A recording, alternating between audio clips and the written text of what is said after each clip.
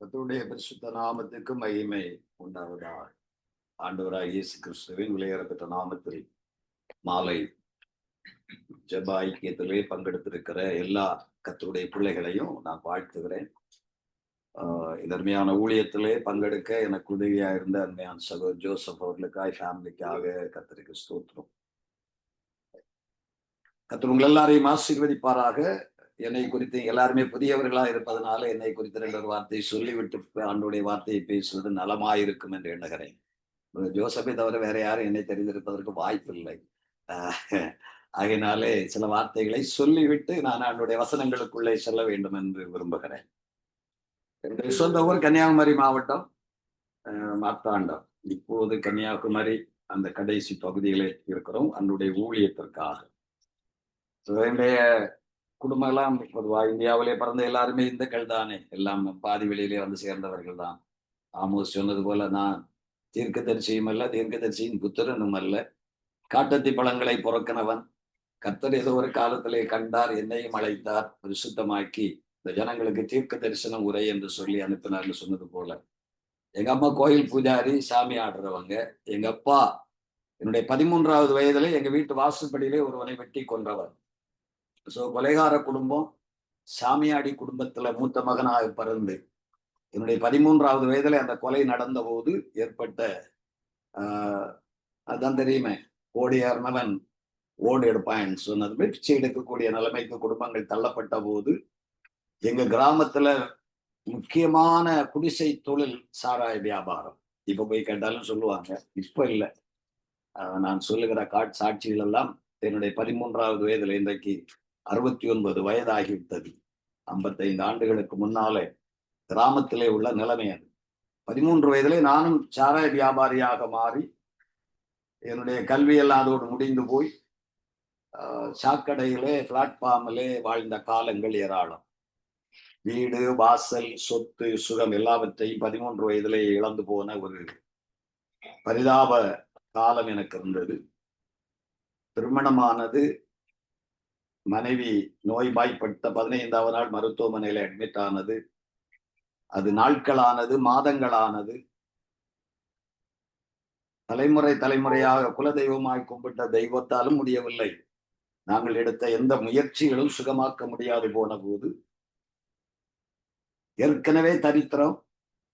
இப்போ மருத்துவ செலவுக்கும் பணம் இல்லை, வட்டிக்கு வாங்கி வட்டி கொடுப்பதற்கு வட்டிக்கு வாங்கி கொடுத்த காலங்கள் இருந்து நோய் நீண்டு போய் மரணம்தான் முடிவு என்ற இடத்திற்கு வந்தபோது மனுக்குலத்தின் மீட்பிற்காய் உயிர் கொடுத்த தெய்வம் என்னையும் தேடி வந்தார்.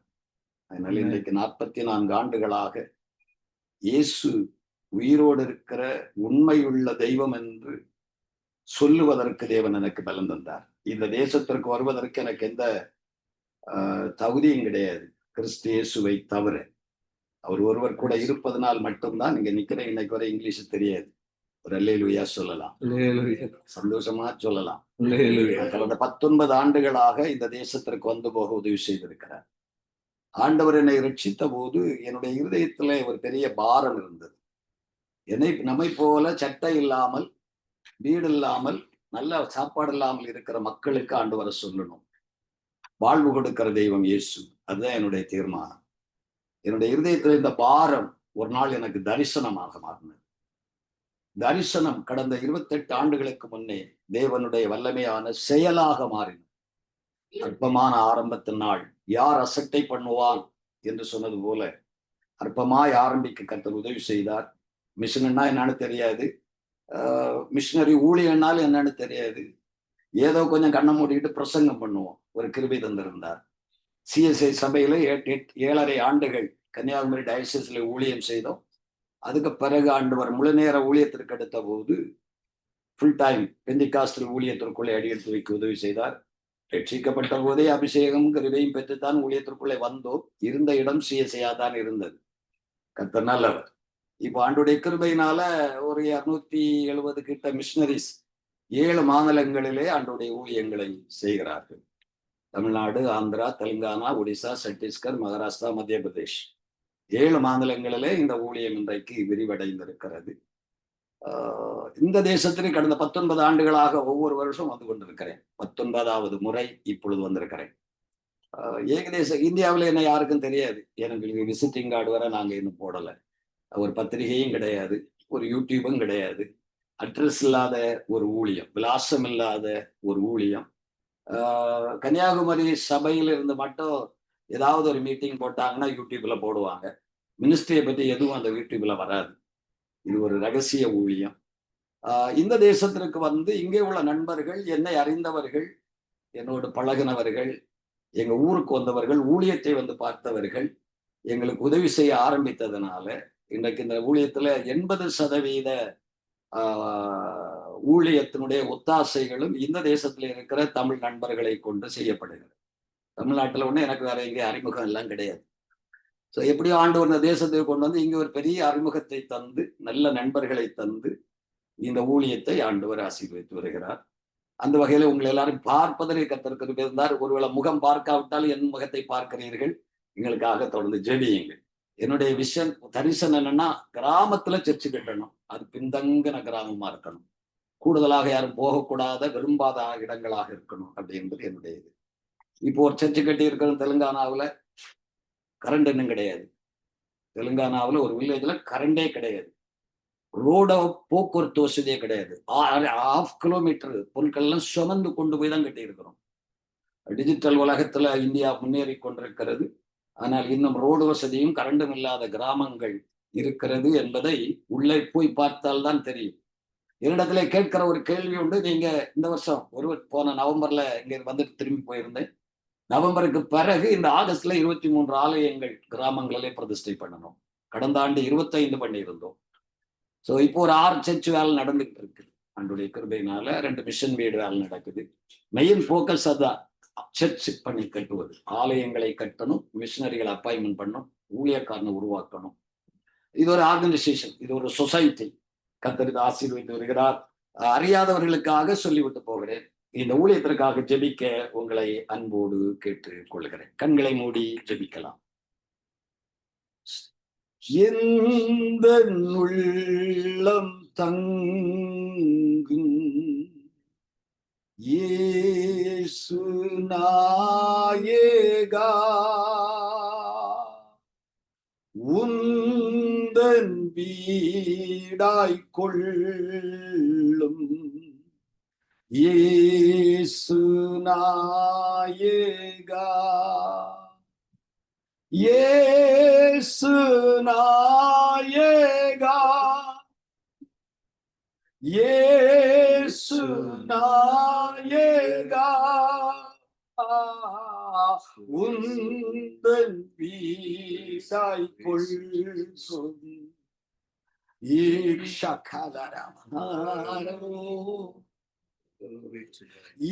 என்னை உமக்கு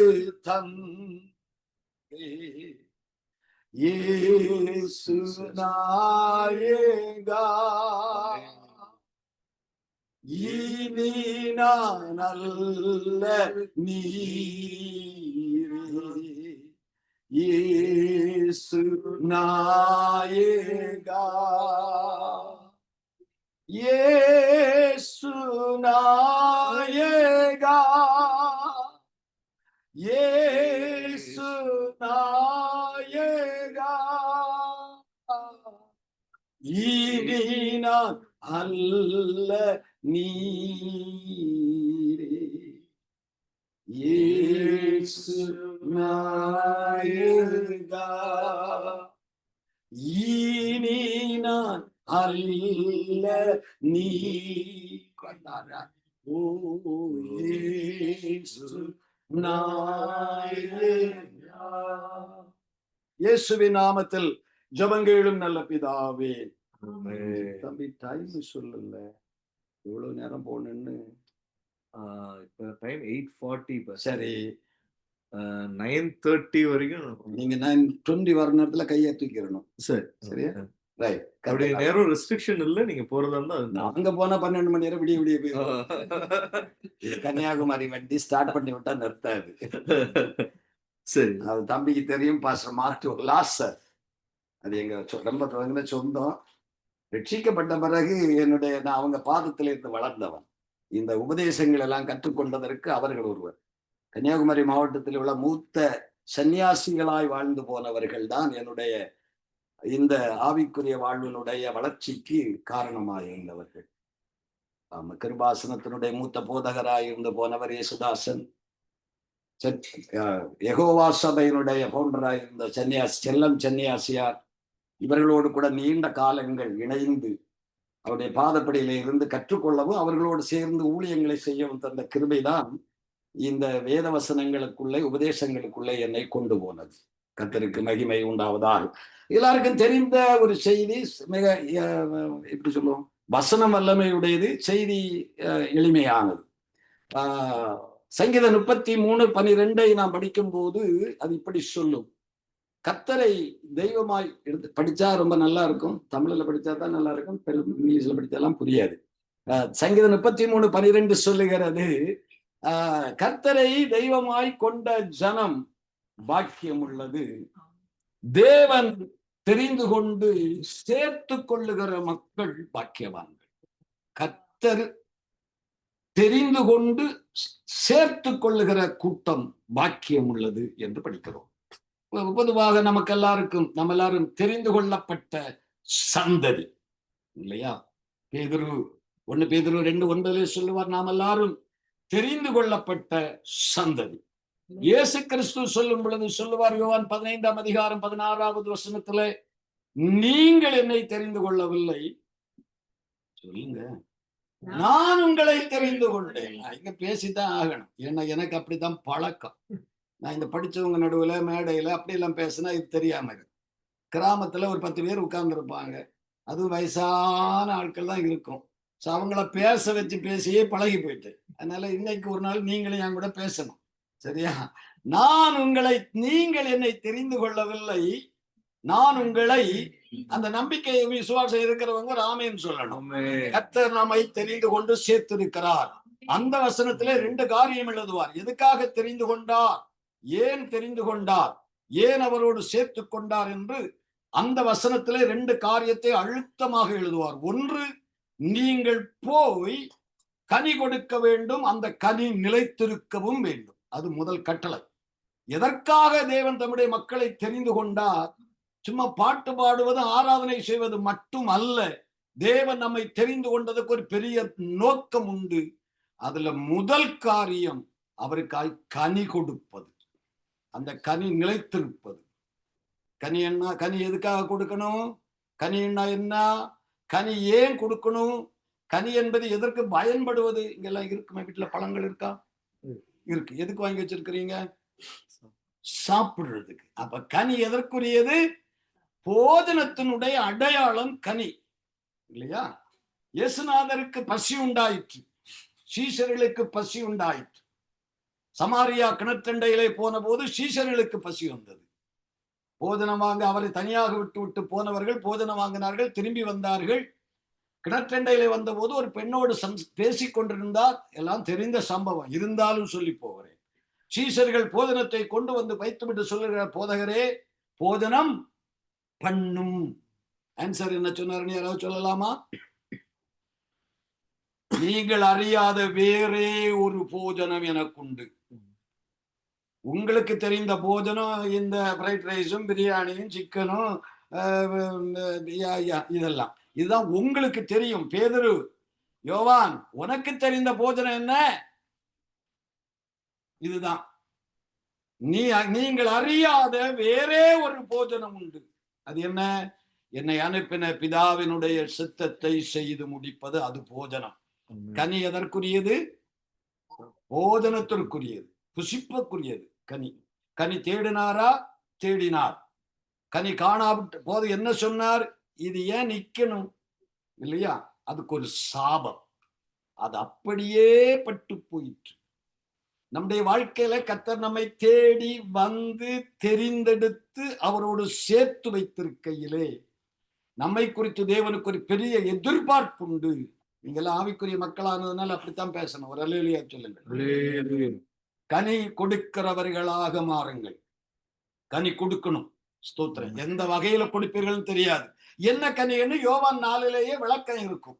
அந்த அம்மாவோடு பேசிக் கொண்டிருக்கும் போது அங்கே சொன்ன வார்த்தை தான், நீங்கள் அறியாத வேறே ஒரு போஜனம் எனக்கு உண்டு, அது பிதாவின் சித்தத்தை செய்து முடிப்பது. பிதாவின் சித்தம் என்ன? ஒருவனும் கெட்டு போவது பிதாவுக்கு சித்தம் அல்ல. அப்ப எல்லாரும் ரட்சிக்கப்படணும். 1 தீமோத்தேயு 2:4 எல்லோரும் ரட்சிக்கப்படணும், எல்லாரும் சத்தியத்தை அறியணும், அது பிதாவின் சித்தம். அதை செய்து முடிப்பதுதான் போஜனம். அப்ப இங்க என்ன நடக்குது? சமாரியாவில அந்த அம்மா ஊருக்குள்ளால போய் சம்பவத்தை சொல்ல, ஊர்ல இருந்து அத்தனை பேரும் இயேசுவினிடத்திலே வந்தார்களாம். அத்தனை பேர் சொல்லுகிறார்கள், உன் சொல்லின் நிமித்தம் அல்ல, அவரை பார்த்த போதே இவர்தான் உலகத்தின் இரட்சகர் என்று நாங்கள் அறிந்து கொண்டோம் என்றார்கள். இந்தியா இன்னும் அறியல. ஏன் இந்த தேசத்திலே இன்னும் எத்தனை பெர்சன்டேஜ் இருக்குன்னு தெரியல. இப்போ உள்ள பிள்ளைகளுக்கெல்லாம் இயேசுநாதர் தெரியுமா? இந்த தேசத்துல இருக்கிற வாலிபர்களுக்கு இயேசுநாதர் தெரியுமா? ரட்சிப்புன்னா என்னன்னு தெரியுமா?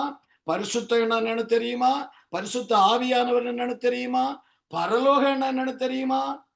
தெரியல. ஆனா கிறிஸ்தவம் என்று சொல்லுகிற ஒரு ஒண்ணு எங்கேயோ மேல நிக்குது. ஒரு ஸ்திரீ ஒரு சில நிமிடங்கள் உரையாடல், திரும்பி போனவள் ஊரை முழுவதும் கொண்டு வந்து நிறுத்தினாள். அவ்வளவு பேரும் அவரை விசுவாசித்து இவர்தான் உலக ரட்சகர். அதுக்கு பேர் தான் கனி. நம்முடைய வாழ்க்கையிலே இருக்க வேண்டிய பிரதானமான பணி. இந்த இடத்துக்கு இந்த காலத்துல எந்த சபையும் யாரையும் நடத்துவதில்லை, யாருமே நடத்துவதில்லை. எல்லா இடத்துலயும் ஃபுல் ஸ்டாப் வச்சுட்டாங்க. இது ஒரு நில்லு, நீ சபைக்கு வரணும், நல்ல ஆராதிக்கணும், நல்ல ஆவியில நிரம்பணும், நல்ல அந்நிய பாஷை பேசணும், நீ பரலோகத்துக்கு போறதுக்கு ரெடி ஆயிடணும். இந்த உலகம் எப்படியே போகணும். அதுக்கு என்ன போயிட்டு ஒரு அங்க போய் உட்காந்து ஆண்டவரே இந்தியாவை ரட்சியும், அமெரிக்காவை ரட்சியும், ஜப்பானை ரட்சியும், அப்படி தோத்திரம் பண்ணிக்கிட்டு போயிட்டே இருக்கணும். அதுக்கு வர ரட்சிக்கிறதுலாம் அவருக்கு வேலை, ரட்சிக்கிறது அவருக்கு வேலை. ஆண்டவர் ஏற்படுத்தினது கனி கொடுப்பதற்காக. சபையை எழும்ப விடாத ஒரு மோசமான ஆவி சபைக்கு மேலே அசைவாடுகிறது. சபைக்குள்ளால் அபிஷேகம் இருக்கிறது, அந்நிய பாஷை இருக்கிறது, பரிசுத்தம் இருக்கிறது, அதுல ஒரு குறைவும் இல்லை சபைக்குள்ளால. ஆனா சபை செயல்படுவதிலே ஒன்றுமே இல்லாமல் பூஜ்ஜியமாய் இருக்கிறது. எங்கேயோ சில பிள்ளைகள் செயல்படுகிறார். தேவன் நம்மை தெரிந்து கொண்டது கனி கொடுப்பதற்காக, அந்த கனி நிலைத்திருப்பதற்காக. அந்த பணி நிறைவேறினால் அடுத்த வார்த்தை சொல்லும் 15-16, நீங்கள் கேட்டுக்கொள்ளுகிறது எதுவோ அது உங்களுக்கு கொடுக்கப்பட வேண்டும். பிதாவினிடத்தில் அப்படித்தான தம்பி? அந்த வசனத்தை படிங்க பார்க்கலாம். 16, நீங்கள் கேட்டுக்கொள்ளுகிறது 15-16, யோவான் 15-16. 33 இல்லையே யோவான்ல. எப்படி 33 வந்தது யோவான்ல? சரி, யோவான் 15-16. நீங்கள் என்னை தெரிந்து கொள்ளவில்லை, நான் உங்களை தெரிந்து கொண்டேன். நீங்கள் என் நாமத்தினாலே பிதாவை கேட்டுக்கொள்வது எதுவோ அதை அவர் உங்களுக்கு கொடுக்கத்தக்கதா நீங்கள் போய் கனி கொடுக்கும்படிக்கும். 3 வருஷமா ஜெபம் பண்றேன் பாஸ்டர், இன்னும் ஒண்ணு நடக்கலைங்கிறான். ரட்சிப்பு இருக்கு, அபிஷேகம் இருக்குது, பரிசுத்தம் இருக்குது, ஆராதனை இருக்குது. 6 வருஷமா ஜெபம் பண்ணிக்கிட்டு இருக்கேன், இன்னும் ஒன்னும் பையன் சொன்னா கேட்கவே மாட்டேங்கிறான். 7 வருஷமா பையனுக்காக தலைகளால் இருந்து ஜெபம் பண்றேன். பிள்ளைக்கு வயசு 32 ஆச்சு, கல்யாணத்துக்கு பாக்குறேன், ஜெபம் பண்ணிட்டு இருக்க, ஒண்ணும் நடக்கல. அபிஷேகத்துக்கு குறைவில்லை, பரிசுத்தத்துக்கு குறைவில்லை, ஆராதனைக்கு குறைவில்லை, சபையில பங்கெடுக்கிறதுக்கு குறைவில்லை. அந்த வசனத்தை திரும்ப படிங்க, நல்லா கருத்தூன்றி படிக்கணும், கவனமா படிக்கணும். சும்மா கதை புஸ்தகம் மாதிரி படிக்கப்படாது. நான் உங்களை தெரிந்து கொண்டேன், நீங்கள் என்னை தெரிந்து கொள்ளவில்லை, நீங்கள் பாக்கியவான்கள். நான் தெரிந்து கொண்டு சேர்த்துக்கொள்ள ஜனம், நீங்கள் பாக்கியவான்கள். நீங்க எனக்கு கனி கொடுக்கணும், அந்த கனி நிலைத்திருக்கணும். அப்போ அடுத்த வார்த்தை, நீங்கள் கேட்டுக்கொள்ளுவது எதுனாலும் முதல்ல நம்ம குடும்பத்துக்கு வருவோம், நம்ம பிள்ளைகள், நம்முடைய ஃபேமிலிக்குள்ளால வரும், வெளியே போக வேணாம். எத்தனை வருஷங்களாக ஜெபம் பண்ணி வேதனைப்படுகிற குடும்பங்கள். ஐயோ, நான் இந்த தேசத்துல 19 வருஷம், கிட்டத்தட்ட ஒரு 15 ஸ்டேட் ஒவ்வொரு முறையும் வந்து சுத்துவேன். ஒரு வருஷத்துல 10 வாரம் இருப்பேன், 15 ஸ்டேட்டுக்கு போயிட்டு வந்துடுவேன். குடும்பங்களுக்குள்ளால போய் பார்த்தா சில குடும்பங்கள் படிக்கிற கண்ணீர் அளவே கிடையாது, யோசிக்கவே முடியல. கிறிஸ்தவ குடும்பம் தானா என்று எனக்கு சந்தேகம். அபிஷேகம் இருக்குது. ஜெபம் பண்ண ஆரம்பிச்சா ஆவியில நிரம்புறோம். நல்ல அந்நிய பாஷை, பரிசுத்தமான வாழ்க்கை. ஆனா அங்க உள்ள இருக்கிற நடக்கிற சம்பவத்தை பார்த்தா, ஐயோ இது ஆண்டவர் வாசம் பண்ணுகிற வீடுதானா என்ற கேள்வி எனக்கு வருது.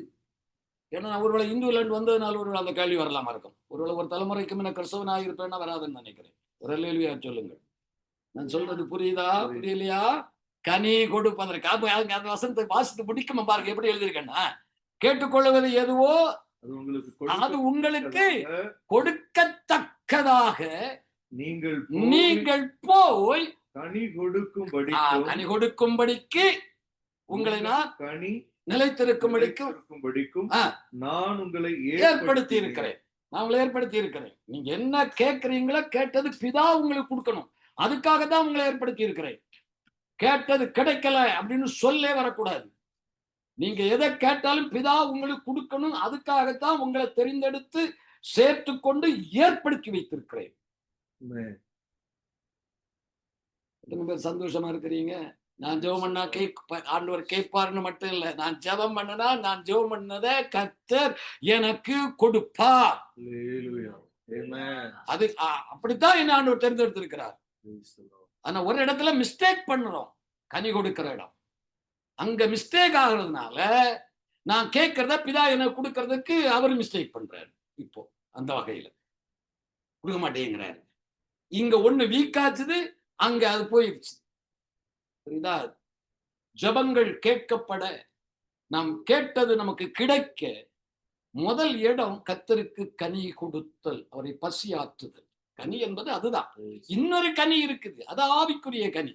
அது என்னுடைய தனிப்பட்ட வாழ்க்கை, அது சபையில நிறைவா இருக்கு. அதை முதல்ல சொல்றேன். என்னுடைய ஆவிக்குரிய வாழ்க்கையில எனக்கு நான் எங்கேயும் வீழ்ச்சி அடையலை. நான் நல்ல ஆவியில நிரம்புறேன், நல்ல அபிஷேகத்துல நிரம்புறேன், நல்ல பரிசுத்தத்துக்குள்ள வாஞ்சிக்கிறேன், மகிமைக்கு மேல மகிமை அடைகிறேன். எங்க ஊருக்கு வந்தா எங்க பிரேயரே அதான். எனக்கு ஒரு காலத்துல இப்ப அதெல்லாம் போயிடுச்சு. தோத்திரம். ஆமா, மகிமை மகிமை மகிமை, பரிசுத்தம் பரிசுத்தம் பரிசுத்தம்ங்கிற வார்த்தையை தவிர வேற வார்த்தை கேட்க முடியாத காலம் இருந்தது. இப்ப அதெல்லாம் விட்டு போய் வேற எங்க போய்கிட்டு இருக்குது. சோ சபைக்குள்ளால இந்த கனி இருக்குது, ஆவியின் கனி. அது எனக்குள்ளது, நான் கொடுக்கிறேன். என்ன ஆண்டவர் பார்த்தா நீ பாவின்னு சொல்லவே மாட்டார். நான் சரியா இருக்கிறேன். ஆனா இன்னொரு கனி கொடுக்கிற இடத்துல வீக் ஆகிருது. சரியா? அதை கரெக்ட் பண்ண வேண்டியது இந்த மாலை தியானத்தினுடைய கருப்பொருள். ஒரு அல்லேலூயா சொல்லுங்கள். ரைட். நான் இன்னைக்கு இந்த செய்தி சொல்லணும்னு வரல. தெரிந்து கொள்ளப்பட்ட இன்னொருவரை தான் அடையாளப்படுத்தி 4 வார்த்தை சொல்லிட்டு போகணும்னு வந்தேன். இது என்னமோ சொல்லணும் போல ஆவியில ஒரு ஏவுதல் சொல்லி இருக்கிறோம். செயலாற்றுங்கள், கர்த்தர் உங்களை ஆசீர்வதிப்பார். நெகேமியாவின் புஸ்தகத்திற்கு வரும் பொழுது 9ஆம் அதிகாரம் 7வது வசனத்திலே நாம் இப்படி படிப்போம். நெகேமியா 9:6-7 ஆபிரகாமினுடைய காரியத்தை குறித்த வார்த்தை அதுல இருக்கும். படிங்க யாராவது ஒரு ஆள். நெகேமியா 9:7.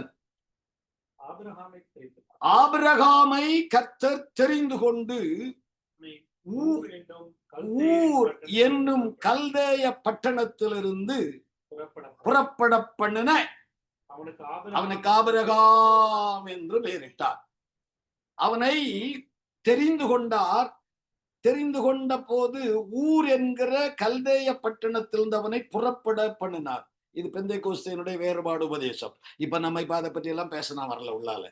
அவனை அங்கேயே தெரிந்து கொண்டு அங்கே அவன் வைக்கவில்லை, அங்கே இருந்து அவனை புறப்பட பண்ணினார். இது வேறுபாட்டினுடைய உபதேசம். ஊர் என்கிற கல்தேயர் பட்டணத்திலிருந்து அவனை புறப்பட பண்ணின போது பேரு மாறிச்சு. பேரு மாறினா ஆளு மாறிச்சு, ஆளு மாறினா சுபாவம் மாறிச்சு. எல்லாமே மாறி போனதற்கு அது ஒரு அடையாளம். ஆபிராம் என்றால் வேற, ஆபிரகாம் என்றால் வேறே. ஒரு அல்லேலூயா சொல்லுங்கள். கர்த்தர் உங்களை ஆசீர்வதிப்பாராக. இன்னைக்கு ஆபிரகாமை எங்கே இருந்து ஆண்டவர் தெரிந்து கொண்டார்? ஆபிரகாமுடைய பூர்வீகம் கல்தேயர். அது ரொம்ப முக்கியம். கல்தேயர் ஊர் என்கிற கல்தேயர் பட்டணத்திலிருந்து ஆபிரகாமை ஆண்டவர் தெரிந்து கொண்டார். கல்தேயன் என்றால் பாபிலோனியா. பாபிலோனுடைய மறுபெயர் தான் கல்தேயன், இல்லையா? பாபிலோனை குறித்து நமக்கு தெரிந்த ஒரு செய்தி உண்டு. 18ஆம் அதிகாரம் வெளிப்படுத்தின விசேஷத்துல 1-2 வசனங்களை படிக்கும் போது பாபிலோன் விழுந்தது, மகா பாபிலோன் விழுந்தது என்று ஆரம்பிக்கும். வெளிப்படுத்தல் 18ஆம் அதிகாரம் 1-2 வசனங்கள். என்ன சொல்லுது?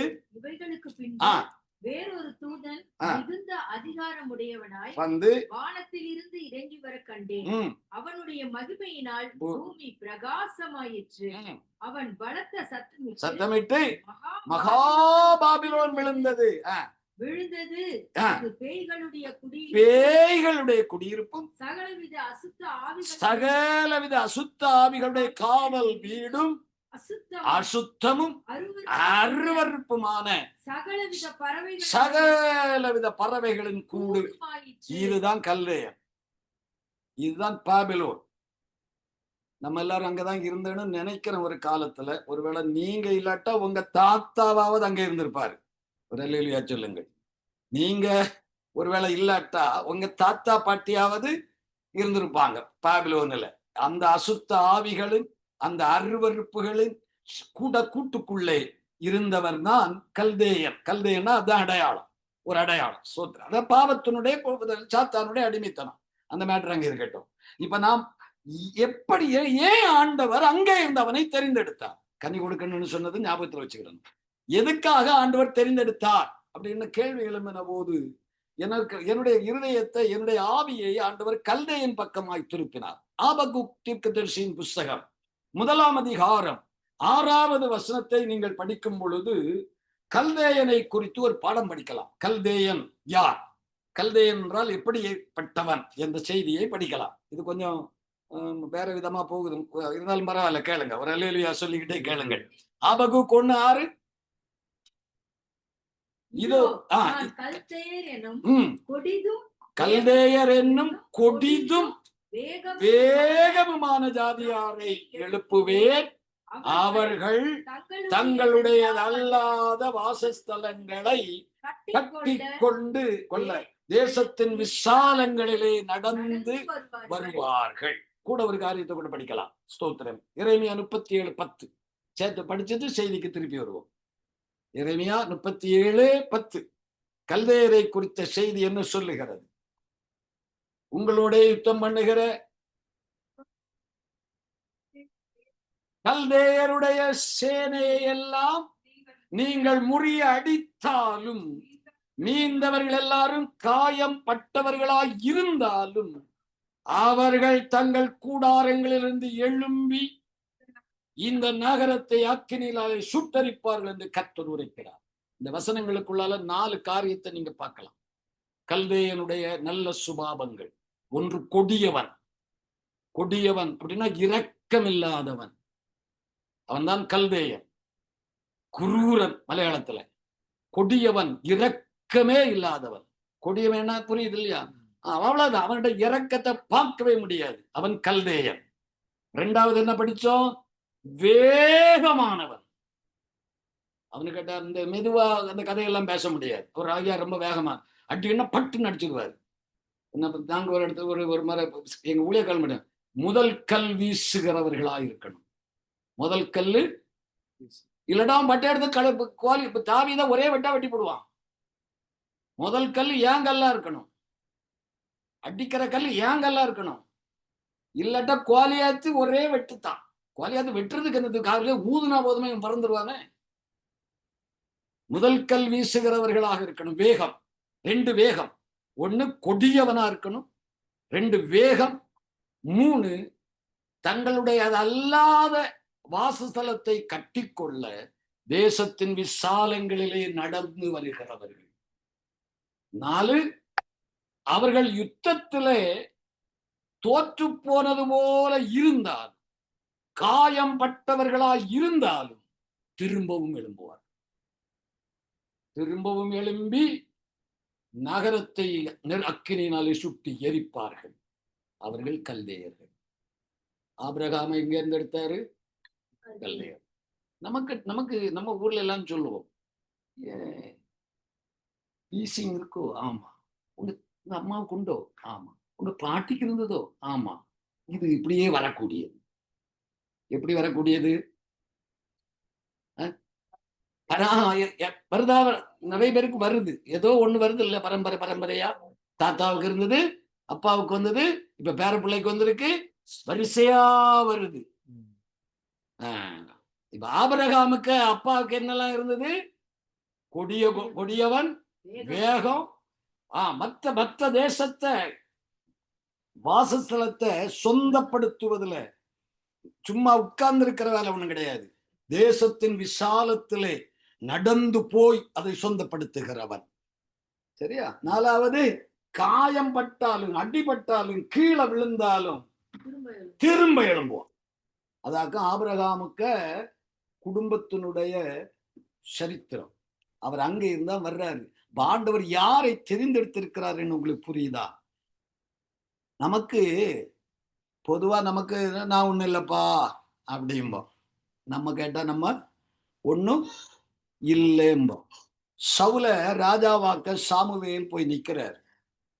9ஆம் அதிகாரத்துல சவுல் சொல்லுவார், 1 சாமுவேல்ல, எங்க கோத்திரத்துல சின்ன கோத்திரம் தான் எங்க கோத்திரம்.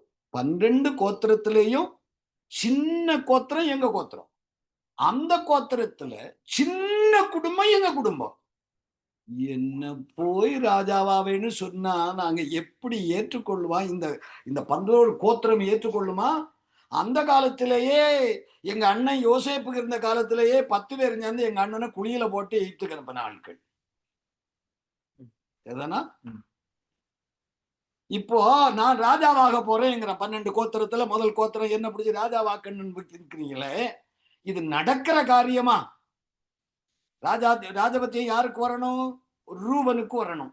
அவன் மூத்தவன் இல்லையா? சட்டப்படி அவனுக்கு தானே வரணும். அவன் விடுவானா?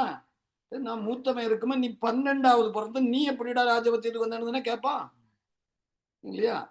உரிமை உள்ளவன். வசந்த வேற எங்கே போவோம். உரிமைக்காரன் ரூபன் ராஜபத்தியத்துக்கு இல்லாம போயிட்டான். நம்ம எல்லாம் உரிமைக்காரர்கள். என்ன உரிமைக்காரர்கள்? அவருடைய எல்லாவற்றுக்கு நாம் உரிமைக்காரர்கள். நாம் சுதந்திரவாளிகள். கிறிஸ்துவுக்குரிய சகலவற்றுக்கு நாம் உரிமைக்காரர்கள். தகப்பனுடைய எல்லாவற்றுக்கும் உரிமைக்காரன் நம்ம ரூபன். ஆனா உரிமையெல்லாம் சொல்லத்தான் வேணும், வீட்டுக்குள்ளதான் வைக்கணும்.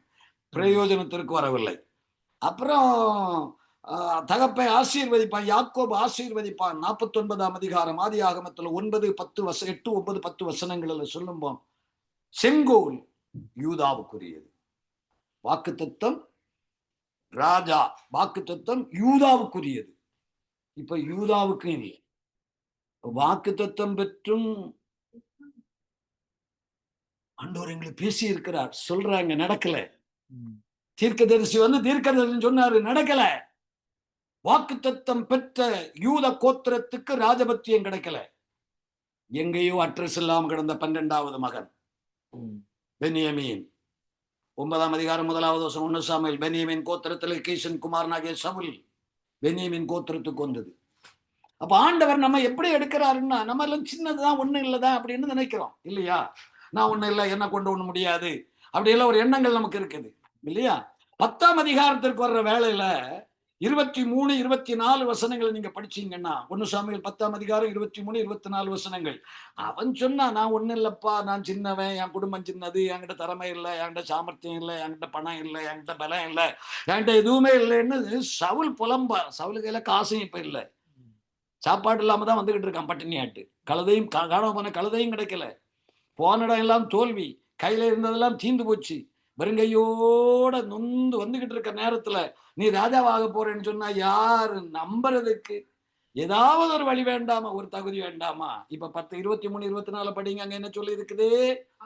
அப்பொழுது ஓடி அங்கே இருந்து அவனை அழைத்துக்கொண்டு, எங்க இருந்து அழைத்துக் கொண்டு வந்தார்? இனி இது வேற செய்தி சொல்லுவோம். இப்போ 9ஆம் அதிகாரத்திலே அவனை, 10ஆம் அதிகாரத்திலே சவுல் அவனை அபிஷேகம் பண்ணுகிறார் இல்லையா? அபிஷேகம் பண்ணப்பட்டவன் அதுதான் கனி கொடுக்கணும். கனி கொடுக்கிற வாழ்க்கை, அபிஷேகம் பண்ணப்பட்ட தெய்வ மக்கள் கர்த்தருக்காய் கொடுக்கணும். தேவன் நம்ம வைத்த அபிஷேகத்தினுடைய நோக்கம் அது.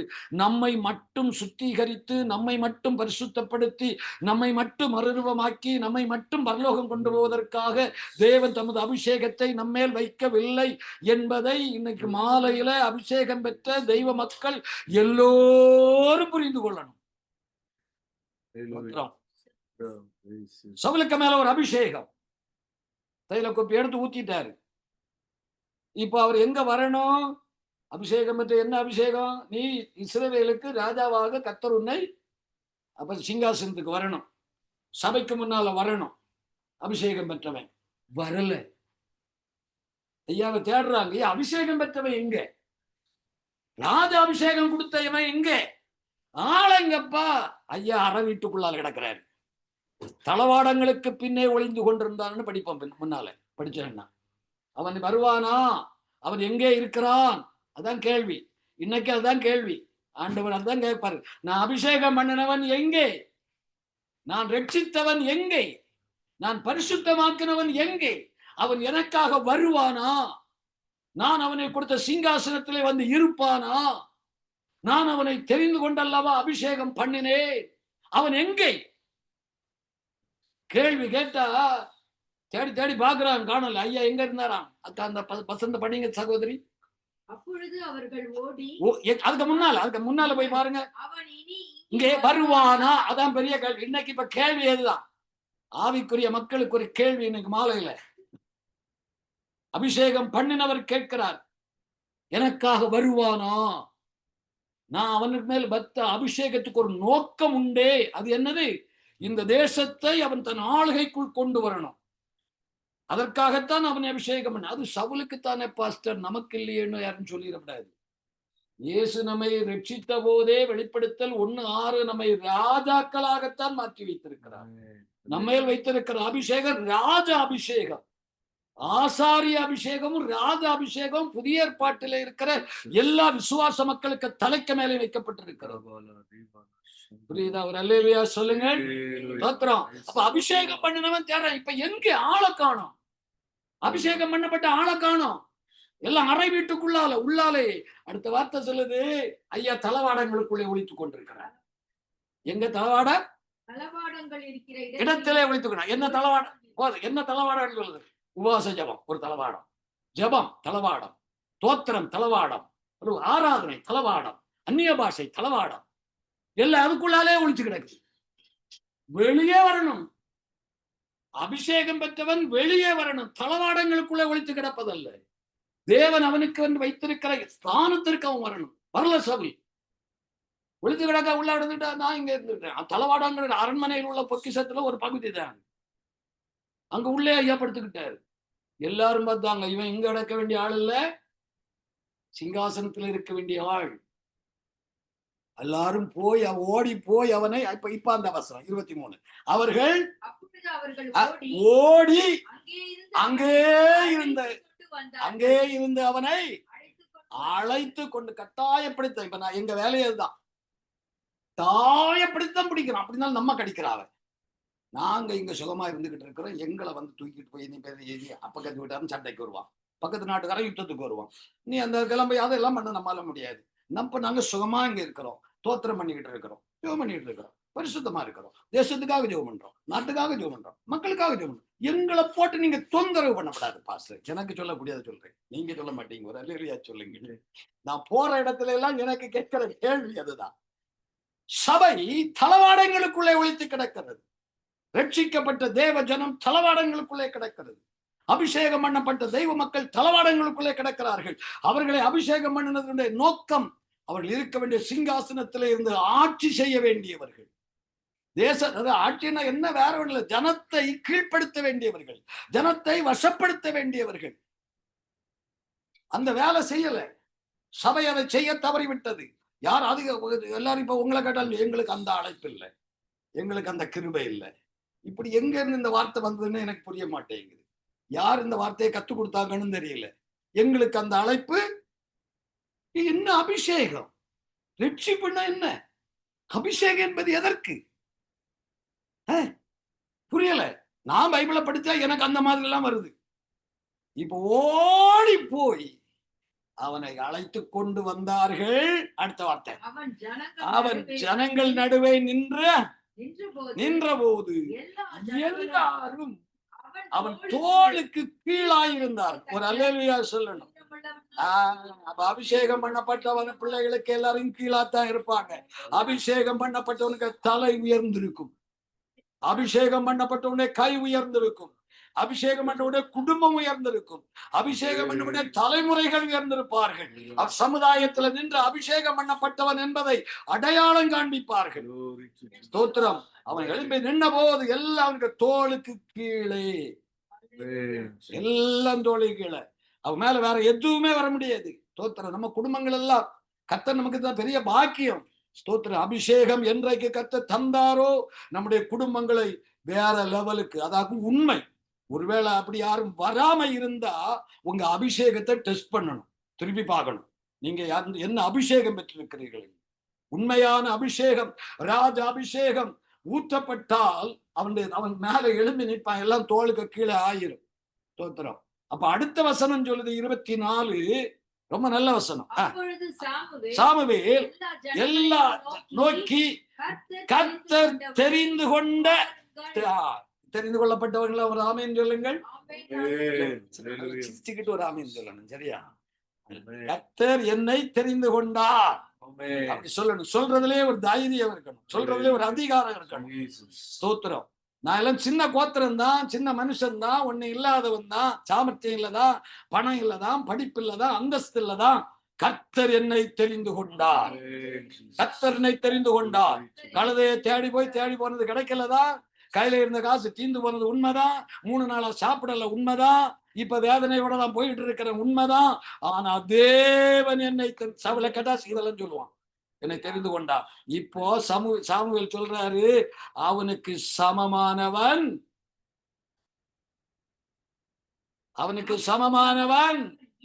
இல்லை, சமமானவன் இல்லை, இல்லை, இல்லை. வெளியே வர விடல. நம்ம அப்படிதான் சொல்லுவோம். எல்லா சபைகளையும் மேல ஒரு கம்ப்ளைண்ட் சொல்லுவோம். விசுவாசிகளை வெளியே வர விடாம தளவாடத்துக்குள்ளாலேயே போட்டு அடைச்சு போட்டு உள்ளாலே ஆட்டம் போட்டு உள்ளாலேயே ஆடி பிடிச்சி அந்த ஆளு போ அனுப்பிக்கிட்டு கடைசி வரை அபிஷேகம் பெற்ற விசுவாசிகள் எல்லாம் தளவாடத்துக்குள்ளாலே அவங்களை திருப்திப்படுத்துறதுக்கு நிறைய வச்சிருக்குது. ஆராதனை, பாட்டு, உபவாசம், ஜெபம், எழுப்புதல் கூட்டம், தோத்திர கூட்டம், அந்த கூட்டம் இந்த கூட்டம்னு தளவாடங்களை போட்டு உள்ளேயே ரூமுக்குள்ளாலே அடைச்சு போட்டு விசுவாசிகளை உன்னையும் வெளியே வந்து செயல்பட விடாத ஒரு, நான் சொல்றது எப்படி புரியுது உங்களுக்கு? சரி போல தெரியுதா? சரியா தெரியணும். நான் பல வேளை இப்படி யோசிப்பேன், ஒண்ணு அறியாது நம்ம கொண்டே கத்தத்தெல்லாம் செய்யறாரு. படிப்பு, திறமை, சாமர்த்தியம், அந்தஸ்து எல்லாம் இருக்குது.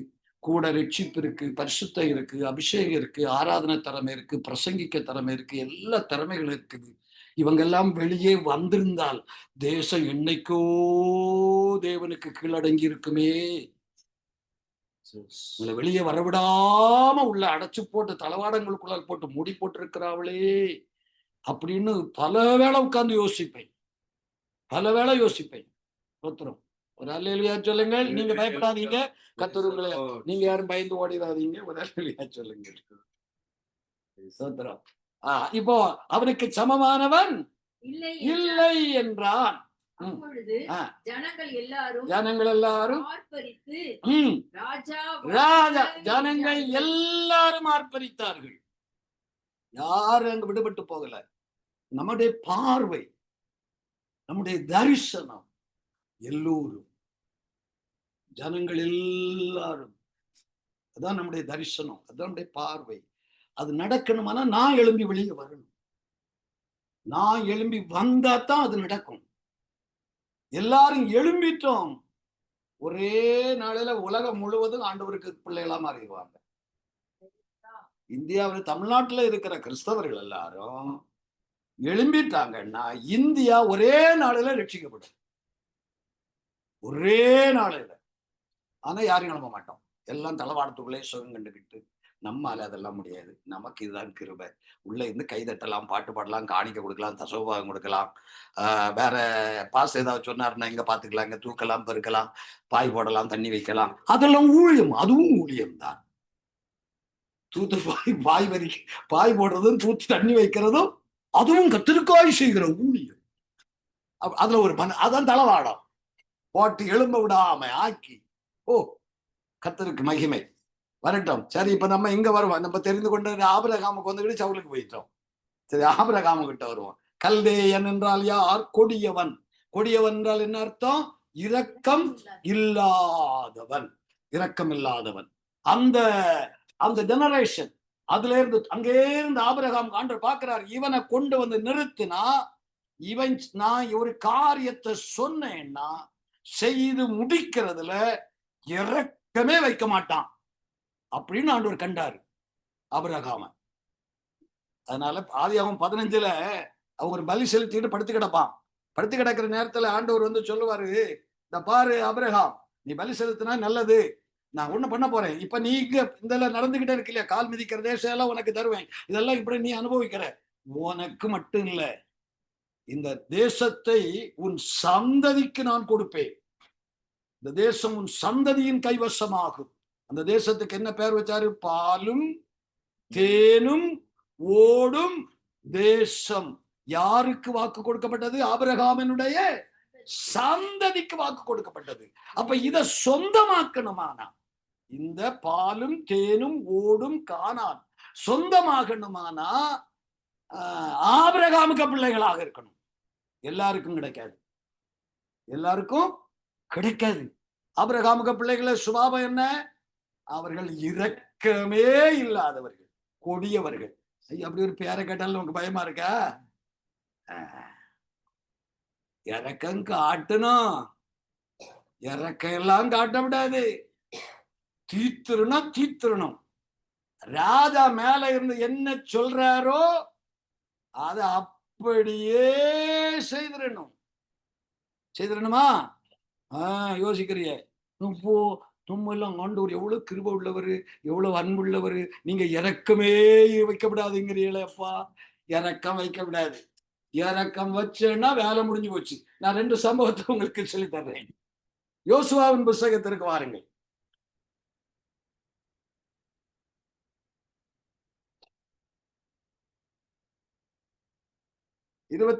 அதிகாரம் 13வது வசனம். கொடியவர்கள் உங்கள் தேவனாகிய கர்த்தர் இனி இந்த ஜாதிகளை உங்களுக்கு முன்பாக துரத்திவிட மாட்டார் என்றும், உங்கள் தேவனாகிய கர்த்தர் உங்களுக்கு கொடுத்த இந்த நல்ல தேசத்தில் இருந்து அழிந்து போகும் மட்டும் அவர்கள் உங்களுக்கு கண்ணியாகவும் வளையாகவும் உங்கள் விழாக்களுக்கு சவுக்காகவும் உங்கள் கண்களுக்கு முள்ளுகளாகவும் இருப்பார்கள் என்று நிச்சயமாய் அறியுங்கள். இவங்களை பற்ற சரித்திரம் இனி நீங்க அங்கே இருந்து வரணும். ஆண்டவர் என்ன சொன்னாரு? இந்த 7 ஜாதிகளையும் சுத்தமா க்ளோஸ் பண்ணிடணும். நீ இரக்கம் பாராட்டி மீதியா வச்சேன்னா அவர்கள் உங்களை வாழ விட மாட்டாங்க. இன்னைக்கு நம்ம நிலைமை அதுதான். இரக்கம் பாராட்ட போய் நம்ம வாழ்க்கையில அனுபவிக்க முடியாம ஏதோ பரவாயில்ல தோத்திரம்ப்பா அப்படி சொல்லு வண்டி. இன்னைக்கு அப்படிதானா? கரெக்டா சொல்லுங்க பார்க்கலாம், உண்மையா சொல்லுங்க பார்க்கலாம். எத்தனை பேர் சொல்லுவீங்க? எங்கேயோ 1 or 2 சொல்லலாம், பரவாயில்ல சரியா இருக்கிறோன்னு. மற்றபடி இப்ப கேட்டது பாஸ்ட் நாங்க சரியா இருக்கிறோம், அது வேற. உள்ள போய் பார்த்தாலாம் தெரியும் எவ்வளவு சந்தோஷமா, எவ்வளவு திருப்தியா, மனநிறைவா, மகிழ்ச்சியா வாழுகிறார்கள் என்பது உள்ள போய் பார்த்தாதான் தெரியும். வெளியே கேட்டா கையை தூக்கி நாங்க இருக்கிறோம். தனியா 2 பேர் பேசுற வேளையில அதை ஏன் கேக்குறீங்க? என்ன செய்ய? ஜெபம் பண்ணுவோம், கர்த்தர் பார்த்துக்கிடுவார். ஒரு பெருமூச்சோட ஜெபம் பண்ணுவோம், கர்த்தர் பார்த்துக்கிடுவார். ஏன்னா இரக்கம் பாராட்டுனதுனால. யோசுவாவின் புஸ்தகத்துக்கு வாருங்கள். யோசுவாவின் புஸ்தகத்துல ஒரு வசனம் 6ஆம் அதிகாரத்திற்கு வரும் பொழுது அதனுடைய 21வது வசனத்தை படிக்கலாம். யோசுவா 6:21. யோசுவா 6:17 படிக்கணும். நிறைய 21வது வசனம். பட்டணத்தில் இருந்த புருஷரையும் ஸ்திரீகளையும் வாலிபரையும் கிழவரையும் ஆடு மாடுகளையும் கழுதைகளையும் சகலத்தையும் பட்டய கற்கினாலே சங்காரம் இறக்கமே வைக்கல. பட்டணத்துல இருந்த அத்தனை பேரையும் சங்காரம் பண்ண. அது பண்ணாட்டா சுதந்திரிக்க முடியாது. அழிக்க வேண்டியதை அழிக்காட்டா அடைய வேண்டியதை அடைய முடியாது. இந்த வாக்கு தத்தத்தை சுதந்திரியாமல் போன யூதா, நன்மையை கண்டடைய முடியாமல் போகும் கிறிஸ்தவம், சுகமான சமாதானமான வாழ்வை அனுபவியாமல் தவிக்கும் கிறிஸ்தவம். என்னுடைய சமாதானத்தை வைத்து போகிறேன், உலகம் கொடுக்காது, உலகம் எடுக்காது, சமாதானத்தை கண்டடையாத கிறிஸ்தவம் சரியா இருக்கா? இப்ப திருப்திக்காக நான் சொல்லலாம். இப்ப உங்களை திருப்திப்படுத்துறதுக்கு நான் இப்படி மாத்தியும் பேசலாம் இல்லையா? பைபிள் 2 புகழும் வெட்டுமா, மறுபக்குவத்திலையும் போய் பேசலாம். நான் திரும்பி பார்ப்போமா, உண்மையிலேயே நம்ம வாழ்க்கை எப்படி வாழ்ந்து கொண்டிருக்கிறோம், நம்முடைய குடும்பங்களை எப்படிப்பட்ட அந்த தெய்வீக, அந்த சந்தோஷமான, சுகமான, சமாதானமான அந்த அனுபவங்களை எந்த அளவுக்கு நாம் அனுபவிக்கிறோம். ஆண்டவர் அதை ஆபிரகாமுக்கு சொன்ன, உன் பிள்ளைகளுக்கு அதை கொடுப்பேன். ஆனா உன்கிட்ட இருந்த இந்த சுபாவம், உன் தலைமுறை கிட்ட இருந்த அந்த கொடிய அந்த சுபாவம், அழிக்கிற சுபாவம், இரக்கம் இல்லாத சுபாவம் உன் பிள்ளைகள்கிட்ட இருக்கணும். பாவம் பொழைச்சுக்கிட்டு போட்டுன்னு நினைச்சேன்னா அவர்கள் உனக்கு எப்படி இருப்பார்கள்? நீங்கள் அழிந்து போக மட்டும். இன்னைக்கு அதுதான் இங்க நடக்குது. இந்த தேசம் கிறிஸ்தவத்தின் மத்தியில, மற்ற விதத்தில் அழிவுன்னு சொல்லல, கிறிஸ்தவ கணக்குல இந்த தேசத்துல ஒரு பெரிய அழிவை சந்தித்திருப்பதை மனதார எல்லாரும் ஒத்துக்கொள்ளுவோம். அது ஒண்ணு மகிழ்ச்சியான காரியமாக நான் சொல்லல, சந்தோஷத்தோடு நான் சொல்லல. இந்த காலத்துள்ள பிள்ளைகள், வாலிப பிள்ளைகள், ஆண்கள், பெண்கள் அல்லவா, அவர்களுடைய வாழ்க்கை முறையை பார்த்தால் நமக்கெல்லாம் அன்னைக்கு ஒரு 3 வயசுல 3 வயசு பிள்ளை பாய் ஃப்ரெண்டோட நிக்குதா, 3 வயசு குழந்தை. அதுக்கு என்ன தெரியும்? அழிந்து போனது, கிறிஸ்தவத்தை விட்டு அழிந்து போன மக்கள் கூட்டம். ஏன்? அழிக்க வேண்டிய நேரத்தில் அழிக்க வேண்டியதை அழிக்காம இரக்கம் பாராட்டி கர்த்தர் பார்த்து கொள்ளுவார் என்று சொல்லி ஜெபத்தை பண்ணிக்கிட்டு கஞ்சாடையா போனதனுடைய பலன் இந்த காலத்துல கிறிஸ்தவம் ஜீவனற்று போன ஒரு நிலைமைக்குள் போய்கொண்டிருக்கிறது. எங்கேயோ சில மக்கள் இருக்கிறார்கள், எலியாவின் காலத்தில் இருந்தது போல பாகாலுக்கு முன் முழங்காற்படியிடாத ஒரு 7000 பேர். 100% அழிஞ்சு போச்சுன்னு சொல்ல முடியாது. ஆனா பெரும்பங்கும் எப்படி இருக்கு சொல்லுங்களேன். வாயை திறக்க மாட்டேங்கிறது. அது எங்களே அடிக்க, உங்களே எல்லாம் சொன்னது, நான் தேசத்தை சொல்றேன். நம்ம நாட்டிலே தான், இப்போ இந்தியாவிலேயே தான் நடக்குது. தமிழ்நாட்டுல மிஞ்சி போயிருச்சு. ஐயோ, இங்க மட்டும் இல்ல, அடுத்த இப்போ இன்னொரு 10 வருஷம் கழிஞ்சு கேட்டா கிறிஸ்தவம் என்ன? அது டான்ஸ். கிறிஸ்தவம் என்ன? அது ஈவெண்ட். அதுக்கு என்ன பேர் சொல்லு? என்ன கான்செர்ட்டா? கிறிஸ்தவம் என்னன்னு கேட்டா அடுத்த தலைமுறை என்ன சொல்லும்? கான்செர்ட். அதுதான் கிறிஸ்தவம். பைபிளை சொல்லாது, சத்தியத்தை சொல்லாது, உபதேசத்தை சொல்லாது. அழிந்து போனது. அழிக்க வேண்டியதை அழிக்காமல் விட்டதினால், இரக்கம் பாராட்டினதினால் அடைய வேண்டியதை அடைய முடியாமல் போவார்கள் என்றார். அவர்கள் இரக்கம் பாராட்டவில்லை. யோசுவாவின் காலத்திலே இரக்கம் பாராட்டவில்லை. கடைசி அதிகாரத்துக்கு 23ஆம் அதிகாரத்துக்கு யோசுவா, நான் இதெல்லாம் செய்தேன், இன்னும் கொஞ்சம் பேர் மீதியா இருக்கிறாங்க, கர்த்தர் ஒப்பு கொடுப்பாரு, ஒருத்தரையும் விட்டு வச்சிருக்காங்க. அந்த நல்ல சுபாவம் இருந்த அவர் ஆமைன்னு சொல்லுங்களேன். பட்டயத்தை எடுத்துக்கிட்டு போய் வெட்ட சொல்றீங்களா பாஸ்டர்? நம்ம வெட்ட வேண்டியது மனுஷனே இல்லை. நம்ம வெட்ட வேண்டியது மனுஷனே இல்லை. அது நமக்கு அனுமதி இல்லை. அது சிலுவைக்கு முன்னால. ஆனா இன்னைக்கும் வெட்டுவதற்கு நமக்கு நிறைய காரியங்களை கொடுத்திருக்கிற கொலோசியர் 3ஆம் அதிகாரம் 4வது வசனம். முதல்ல கொலோசியர் 3:4. சீக்கிரமா படிச்சுக்கிட்டு வேகமா ஓடிடுவோம், நேரம் 3:4. கொலோசியர் 3:4.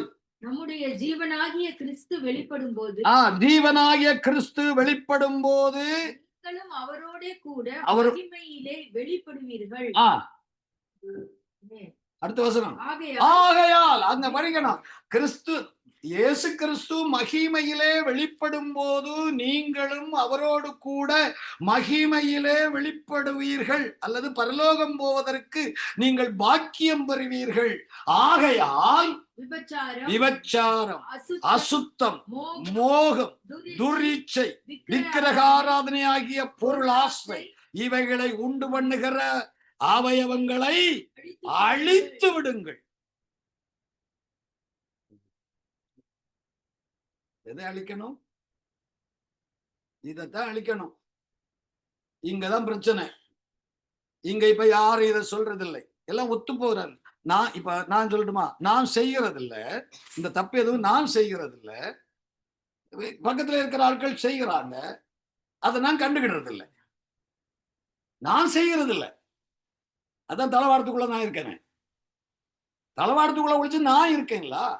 அதனால இப்ப நான் செய்யறது இல்லை, நான் கரெக்டா இருக்கிறேன். அடுத்த வார்த்தை என்ன? இதெல்லாம் உண்டு பண்ணுகிறத அழிக்கணும். பக்கத்துல இருக்கிறது பண்ணுது. நடக்குதுல்ல, சபையில நடக்குது. நேற்றுக்கு சொன்னது, நேற்றுக்கு ஆமா, இப்ப 2 நாளைக்கு முன்னால சொன்னது, ஒரு ஆணுமா வாழக்கூடிய பாஸ்டர், கே, அவங்க சர்ச் பாஸ்டர். லேடிஸ் 2 பேர் வாழ்றாங்களாம், லெஸ்பியன். அவங்க சர்ச் பாஸ்டர் ஜோடியா 2 லேடி, சர்ச் பாஸ்டர் ஜோடியா 2 மென். இங்க நடக்குது. இப்ப சொன்னது எனக்கு இது ஒன்றும் ரகசியமான அறை வீட்டுக்குள்ள உள்ளதில்லை, அறை வீட்டுக்குள்ள உள்ளதில்லை. இதை வெட்டுவதற்கு யாரும் இல்லை, இதை ஓங்கி அடிப்பதற்கு யாரும் இல்லை. அது கர்த்தர் பார்த்துக் கொள்வார். நம்ம என்ன செய்வோம்? ஜெபம் பண்ணுவோம். பண்ணலாமா? அதுக்காக நமக்கு ஒரு அபிஷேகம் தந்தார், அதற்காக அவர் நம்மை ராஜாவாக்கினார்.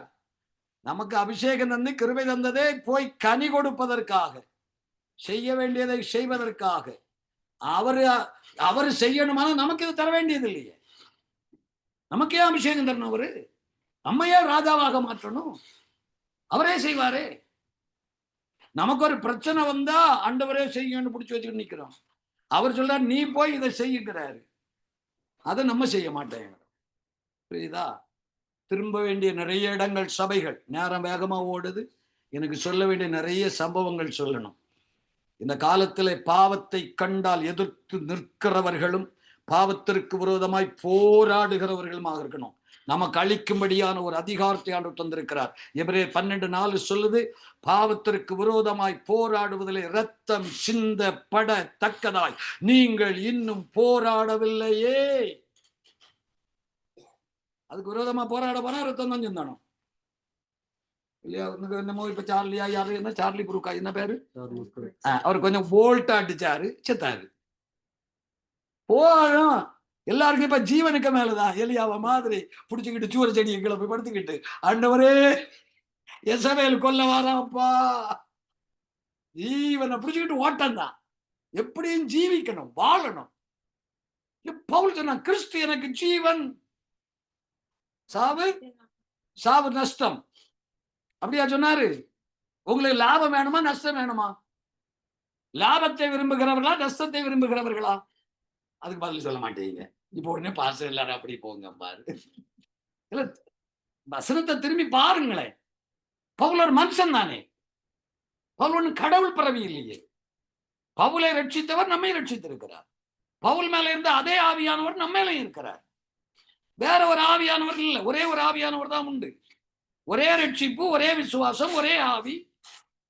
பவுல் என்ன விசேஷமானவன், புரியலையா? அதுல வேற என்னமோ கிருபை இருக்குது. இருக்கட்டும் சொல்லி முடிச்சு போன அவளை கீழானவைகள் எல்லாம் மேலானவைகளை தேடுங்கள், கொலோசியர் 3 தேடலாமே. 1:14 நீங்க இன்னும் மேலானதை தேடலாங்கிறாரே, தேடலாமே. இந்த தேசத்தின் மேல் உங்களுக்கு பாரம் இருக்குமானால், இந்த தேசமாகட்டும் உலகத்துக்கு மேல, இந்த தேசம் மட்டும் இல்லை, இந்தியாவாகட்டும் எந்த பாரம் இருக்குமானால் சபை வெளியே வரணும். பாவத்திற்கு விரோதமாக எதிர்த்து போராட சபை வெளியே வரணும். அங்க ரத்தம் சிந்த வேண்டியதும் இருக்கும். ரத்தம் சிந்துதல் அங்கே உண்டாகலாம், அது கண்டிப்பா. அங்க எல்லாம் அவங்க அப்படி எதிர்த்து நின்னா யாரையும், யோவான் ஸ்நானகனை போல ஏறதை பார்த்து நீ சகோதர மனைவியை வைத்திருக்கிறது முறை அல்லன்னு சொன்னா தலை போகத்தான் செய்யும். அப்படியெல்லாம் அதனால தளவாடங்கள். நம்ம சுகமா இருக்கிறோம், அவ்வளவுதான். நம்ம பரலோகத்துக்கு போயிடணும், நம்ம ஆண்டவரும் போயிடணும், நம்ம பரிசுத்தமாயிடணும், நம்ம மகிமைக்கு மேல மகிமை அடைஞ்சிடணும், நம்ம பரிசுத்தத்துக்கு மேல பரிசுத்தமாயிடணும். மற்ற இடத்தவே டச் பண்ணிடக்கூடாது. எனக்கு என்னமோ, நான் இந்த தமிழ் பைபிள் படிக்கிறவன், புரியுதா? படிப்பறிவெல்லாம் கிடையாது, வேற தமிழ் படிக்க தெரியும். அதனால இத படிச்சா நமக்கு ஆவியில போய் எங்கேயோ இடிக்குது ஒவ்வொரு முறையும். இத்தனை காலம் இப்படியே வாழ்ந்துகிட்டு நமக்கு தந்திருக்கிற கிருபை என்ன, நம்ம இருக்கிற அபிஷேகம் என்ன, நம்ம என்ன செய்து கொண்டிருக்கிறோம், ஏன் இந்த தேசம் இப்படி பாழாகிறது? தேசத்தை திருப்பி அனுப்ப யார் உண்டு? நம்ம இல்லாம. நம்ம எழும்பனா அவ்வளவுதான். தோத்திரம். சரியா? முடிஞ்சு போச்சா? நேரம் என்னாச்சுன்னு கையை தூக்க சொல்லியிருந்தேன். நீங்க முடிச்சா? அப்ப இந்த தெரிந்து கொள்ளப்பட்டதுல ஆபிரகாம்ல ஒன்னத்தான் பார்த்தோம், கொடியவன். இன்னும் எதை அழிக்கணும்? எதை அழிக்கணும்? அந்த அழிக்கணும். 50ஆம் சங்கீதத்துல படிக்கும் போது சொல்லி முடிச்சிடுறேன். 50ஆம் சங்கீதத்துல கடைசி பகுதிக்கு நீங்கள் வரும் பொழுது, தேவன் துன்மார்க்கனை நோக்கி என் பிரமாணத்தை எடுத்துரைக்கவும் என் கற்பனையை குறித்து பேசவும் உனக்கு என்ன நியாயம் உண்டுன்னு யார் பிரசங்கியாருக்கு கொடுக்கிற போர்டு துன்மார்க்கன். போதகனுக்கு கொடுக்கிற பேராக்கும் துன்மார்க்கன். ஆமா, துன்மார்க்கனுக்கெல்லாம் அந்த போர்டு. வசனத்தை போதிக்கிற, கற்பனையை பிரசங்கிக்கிறவனுக்கு ஆண்டவர் கொடுத்த ஒரு போர்டு துன்மார்க்கன். என்ன துன்மார்க்கம் பண்ணா? அவன் ஒரு தப்பு பண்ணல. அந்த ஆளு போதிக்கிற ஆள் ஒரு தப்பு பண்ணல. திருடனை கண்டா கூட போவான், விபச்சாரனோடையும் பங்கு வச்சுக்குவான், ரெண்டு பங்கு வச்சுக்கிடுவாரு. ஐயா தப்பு பண்ண மாட்டார், ஐயா ஆத்மாவை காத்துக்கிடுவார். ஆனா இந்த தப்பு பண்றவங்க கூட தோல்ல போட்டுக்கிட்டு அதெல்லாம் கத்த பார்த்துக்கிடுவார். பாவிகளை நேசிக்கிறார் ஆண்டவர். பாவிகளை, சரி, பாவிகளை நேசிக்கிறார். சபைக்குள்ள இருக்கிற பாவிகள், சபைக்குள்ள பாவிகள் இருக்காங்களா? இருக்கலாமா? பாவிகளுக்கு கூட்டமா சபை? யோசித்து பெந்தைகோசுக்காரங்க தானே, ஒரு ஆமேன்னு சொல்லிக்கிட்டு சொல்லுங்க. சபை பாவிகளின் கூட்டமா பரிசுத்தவான்களின் கூட்டமா? பரிசுத்தவான்களின் கூட்டம். இப்ப சபை என்ன நிலைமையில் இருக்கிறது? தளவாடத்துக்குள்ள பரவாயில்லையாப்பா, தளவாடத்துக்குள்ள இருந்தாலும் பரவாயில்ல. இது மறுபக்கம் திரும்பின சபையினுடைய பரிதாப காட்சி எப்படி தெரிகிறது? பாவத்தின் பெருக்கம். புரியல? பாவத்தின் பெருக்கம். அதுக்கு ஒத்து போகிறார்கள், அதற்கு இசைந்து போகிறார்கள். அதை சுட்டி காட்ட, அதை வேற இருக்க வெட்ட பிற்பதில்லை. என்னாகும் 25 பீனேகாசை போல ஈட்டியை எடுத்துக்கொண்டு போய் பள்ளி அறைக்குள்ள போய் ஒரே குத்தாக 2 பேரையும் குத்துவதற்கு ஒருவரும் இல்லை. சபை நடுவில் எழுப்பி போய் செய்யணும். செய்யறதுக்கு யாரும் இல்லை. நமக்கு இந்த மாலையில ஒரு விழிப்புணர்வு வரட்டும். தப்பு பண்ணினவனை கண்டா நீ பண்ற தப்பு நரகத்துக்கு போயிருவேங்க. கர்த்தர் நேசிக்கிறாருங்கிறதெல்லாம் சொல்லப்படாது. சபையில இருக்கிறவங்களுக்கு, உலகத்துல சபைக்கு வராத, இயேசுவை அறியாத அந்த மக்களுக்கு போய் ஆண்டவர் நேசிக்கிறான்னு சொல்லணும். சபையில இருக்கிறவங்களுக்கு தப்பு பண்ணும்போது ஆண்டவர் நேசிக்கிறாரு, தப்பு பண்ணாத அப்படி சொல்லப்படாது. நீ சர்ச்சில் இருக்கிற கிறிஸ்துவ உன்னை ரட்சித்து கொண்டு வைத்தார், நீ தெரிந்து கொள்ளப்பட்ட ஜனம், தப்பு பண்ற மவனை நீ நரகத்துக்கு போவ அப்படிங்கணும். ஒரே குத்தா குத்திடணும். 2 குத்து குத்துற வேலை வச்சுக்கிடக்கூடாது.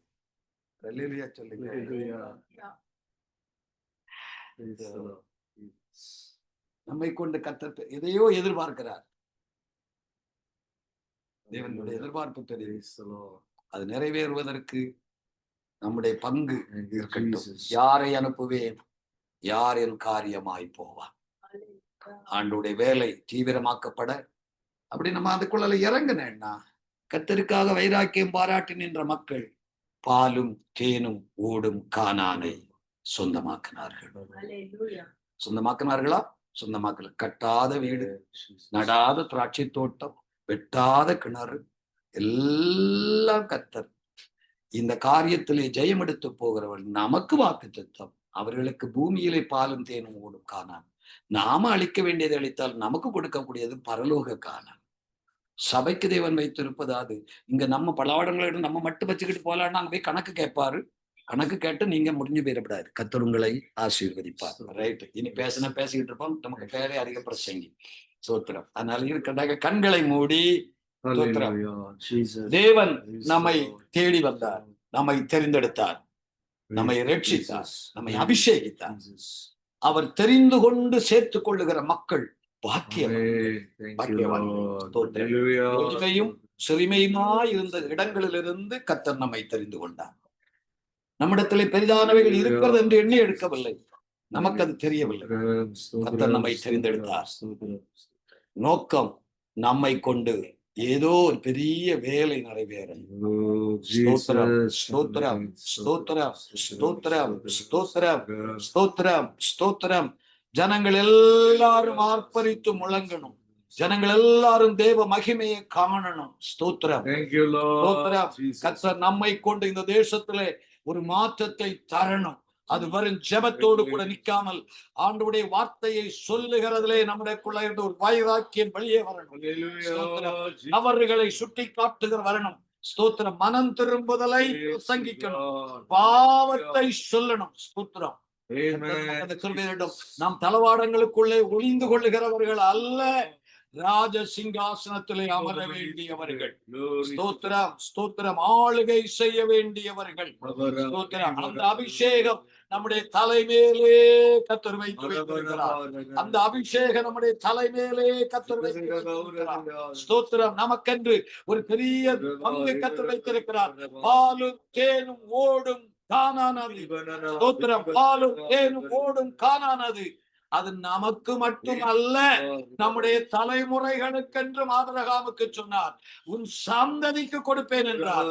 ஸ்தோத்திரம். தலைமுறைகளை குறித்த ஒரு பயம், சந்ததிகளை குறித்த ஒரு பயம் இன்றைய சமுதாயத்திலே, குடும்பங்களிலே அதிகமாய் பரம்பி இருக்கிறதை நான் பார்க்கிறேன். கர்த்தருடைய பிள்ளையை நீ கர்த்தருக்காக எழும்பிப்பார். கர்த்தர் உன் தலைமுறைகளுக்கு அந்த தேசத்தை கொடுப்பார். நீ கர்த்தருக்காக வைராக்கியத்தோடு எழும்பிப்பார். கர்த்தர் உன் தலைமுறைகளுக்கு அந்த பரலோக வாக்கியத்தை கொடுப்பார்.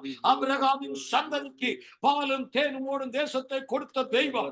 அல்லேலூயா. கர்த்தருக்காக எழும்பி வைராக்கியமாய் நின்றார். அழிக்க வேண்டியதை அழித்தார். தலைமுறைகளை கர்த்தர் கைவிடவே மாட்டார். தலைமுறைகளை மறக்கவே மாட்டார். தலைமுறைகளை பரிசுத்த ஜாதியாய் நிறுத்துவார்.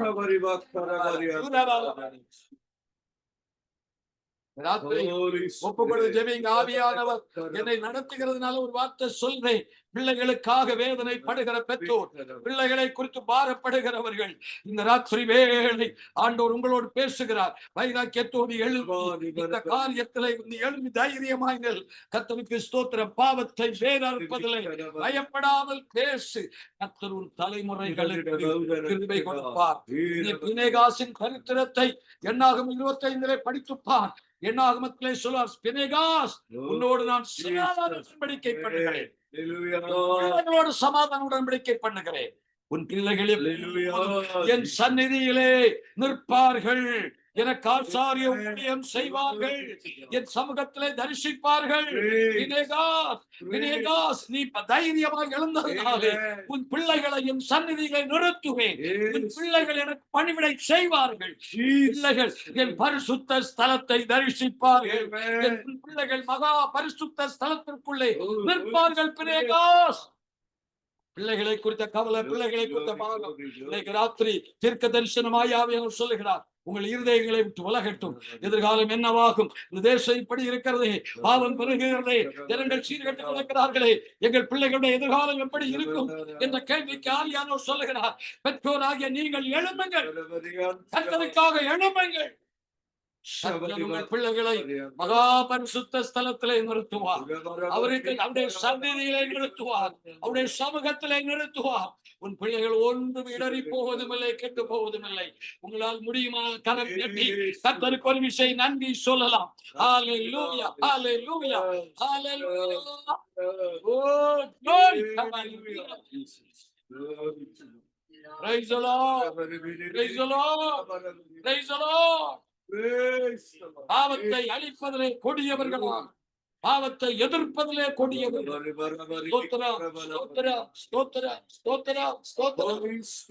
கர்த்தர் நல்லவர், கர்த்தர் நல்லவர், கர்த்தர் நல்லவர், கர்த்தர் நல்லவர். ஹல்லேலூயா. ராத்திரியிலே ஆண்டவர் ஏன் பேசினான்னு எனக்கு தெரியாது. கற்பனை மேல என்னுடைய பிளானும் இல்லை. கர்த்தர் யாரையோ எழுப்பி பயன்படுத்த உங்களை கொண்டு கர்த்தர் சிலரை விடுதலையாக்க வருகிறார். சிலருடைய ரட்சிப்பு உங்கள் மூலமாய் வெளிப்பட விரும்புகிறார். பாவத்தோடு கிடக்கிற சில குடும்பங்கள் வெளியே வர வேண்டும் என்று தேவன் எதிர்பார்க்கிறார்.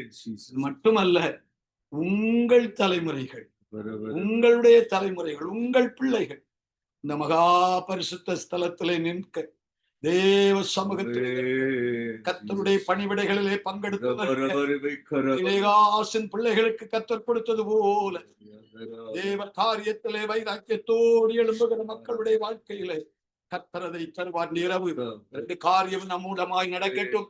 பிள்ளைகளை குறித்த கவலைகள் விலகட்டும், பாரங்கள் விலகட்டும். என் பிள்ளைகள் மகாபரிசுத்த ஸ்தலத்திலே இருக்கிறவர்கள். ஸ்தோத்திரா, ஸ்தோத்திரா, ஸ்தோத்திரா, ஸ்தோத்திரா, ஸ்தோத்திரா, ஸ்தோத்திரா, ஸ்தோத்திரா. Praise the Lord. Hallelujah. கர்த்தரின் சித்தம் செய்திட நித்தம் தத்தம் செய்தே என்னை அர்ப்பணித்தேன். கர்த்தரின் சித்தம் செய்திட நித்தம் தத்தம் செய்தே என்னை அர்ப்பணித்தேன். தாரும் தேவா ஏழைக்கும் மாறாத உன் கிருபை கண்பாரும் என்றும் நான் உம்மடிமை. தாரும் தேவா ஏழைக்கும் மாறாத உன் கிருபை கண்பாரும் என்றும் நான் உம்மடிமை. ஆனந்தமாய் இன்பக்கானா ஏகிடுவே தூய பிதாவின் முகம் அரிசிப்பே.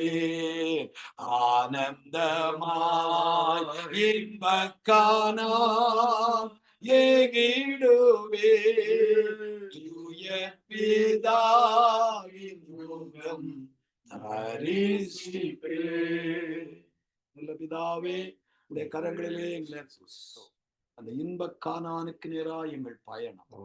ஆபிரகாமுக்கு வாக்களித்த போது அந்த கானானை வாக்களினீர், அவனுக்கு சந்ததிகளுக்கும் வாக்களினீர். அழிக்க வேண்டியதை அழித்ததினாலே அவர்கள் அந்த கானானை சொந்தமாக்கினார்கள். இந்த காலத்திலே ஆவியானவர் எங்களுக்கு சொல்லுகிறீர், அழிக்க வேண்டியதை அழித்து வாருங்கள், அதில் இரக்கம் வைக்காதிருங்கள், ஒத்துப்போகாதீர்கள் என்கிறீரப்பா. அந்த மன தைரியத்தை ஆவியானவர் எங்களுக்குள்ளே தருவீராக. ஆவியின் பலத்தோடு எழுந்து நின்று 8:13 ரோமர் சொல்லுவது போல ஆவியினாலே அவைகளை அழிக்க தேவ கிருபை உண்டாகட்டும். எங்களுக்கு என்று நீர் வைத்திருக்கிற அந்த இன்பக்கான நாங்கள் அடைய வேண்டுமே, இழந்து விடக்கூடாதே அப்பா. இடத்திலே ஒப்புக் கொடுக்கிறோம். எங்கள் தலைமுறைகளை குறித்து ஒரு பெரிய வேதனை ஆண்டவரே இந்த நாட்களில் பெருகி கொண்டு வருகிறது ஐயா. எந்த பக்கம் திரும்பினாலும் பிள்ளைகளை குறித்து பாரப்படுவதை பார்க்கிறோம். பிதாவே, பிணைகாசை போல எழுதினால் பிள்ளைகள் மகா பரிசுத்த ஸ்தலத்திலே நிற்பேன் என்று சொன்னீரப்பா. உமக்குடைய சந்நிதியிலே உமக்கு பணி செய்கிறவர்களாக இந்த குடும்பங்கள் எல்லாம் உண்டாகட்டும். வார்த்தை யார் யார்களோ குடும்பங்களில் எல்லாம் இந்த தலைமுறைகளுக்கு வாக்கியம் வரட்டும் ஆண்டவரே, அனுபவம் வரட்டும் ஆண்டவரே. இடத்திலே தாழ்மையோடு ஒப்புக் கொடுக்கிறோம் ஆண்டவரே. அதிக நேரம் பிள்ளைகள் அமர்ந்திருந்திருக்கிறார்கள். சந்நிதிகளை செலவிடும் ஒரு நிமிஷமும் வீணாய் போவதில்லை. இரட்டிப்பாய் பலன் கொடுக்கிறவர். இந்த நேரத்திற்குரிய பலனை உடைய பிள்ளைகளை ஒழுங்கு பண்ண பிரதர் ஜோசப் ஃபேமிலிக்காக நேசித்து இந்த இடத்திலே கொண்டு வந்து பயன்படுத்தினேன். குடும்பங்களையும் கர்த்தர் ஆசீர்வதி. பங்கெடுத்திருக்கிற அருமையான சகோதரர் குடும்பங்களையும் கரங்களிலே வைத்து ஜெபிக்கிறோம். பிள்ளைகளை கர்த்தர் ஆசீர்வதி. எழும்பி செயல்படட்டும், தலைமுறைகள் ஆசீர்வதிக்கப்படட்டும். அந்த பெற்றோருக்காய் கூட ஜெபிக்கிறோம் ஆண்டவரே. நம்முடைய பிள்ளைகளோடு தங்கி காலங்கள் கிருபை கொடுத்து பலன் கொடுத்து காத்து வந்திருக்கிறோம். இன்னும் மீதியான நாட்கள் பிள்ளைகளோடு சந்தோஷத்தோடு ஆண்டவரே ஸ்தோத்திரம். செய்ய வேண்டிய காரியங்களை கடமைகளை செய்ய மகிழ்ச்சியாய் குறிப்பிட்ட நாளிலே ஊருக்கு புறப்பட ஆண்டவர் கிருபை தர வேண்டும் என்று ஜெபிக்கிறோம். கர்த்தரை ஒப்புக் கொடுக்கிற மகிமையை எடுத்துக்கொள்ளும் இயேசுவின் நாமத்தில் ஜெபிக்கிறோம். ஜெபங்களும் நல்ல பிதா. ஆமென். Praise the Lord. Thank you, Jesus.